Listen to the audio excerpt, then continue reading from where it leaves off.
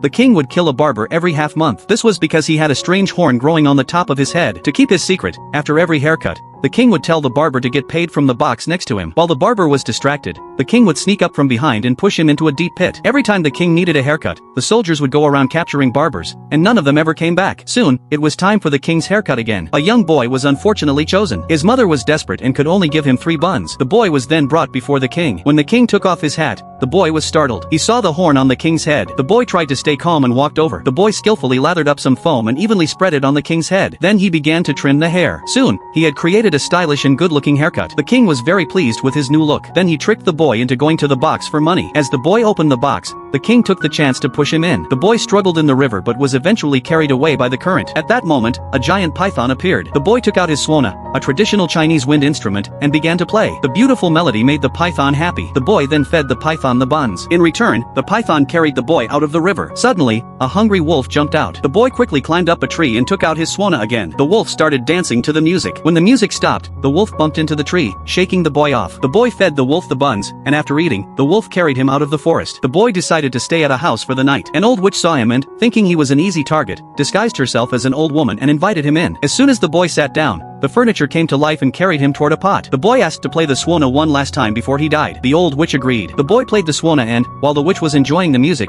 he quietly slipped away. But she noticed him, so he took out the last bun, and the witch ate it hungrily. After eating, the witch gave him a magic cloak. When worn normally, it would turn him into a child. When worn backward, it would turn him into an old man. The boy had a bold idea. The next day, the boy wore the cloak backward and went to the palace, saying he was there to give the king a haircut. After finishing the haircut, the king told him to get paid from the treasure chest. But when the boy opened the chest, he said he had never seen so much gold and jewels. The king was surprised and rushed over to check. The boy took the chance to push the king into the chest. Before the soldiers, who had heard the noise, could come, the boy slipped out from behind the curtains. He then put on the magic cloak the right way and walked out of the castle. Once he was safe, he changed back to his normal self. In this way, with just 3 buns and a suona, the boy not only saved himself but also got rid of the evil king.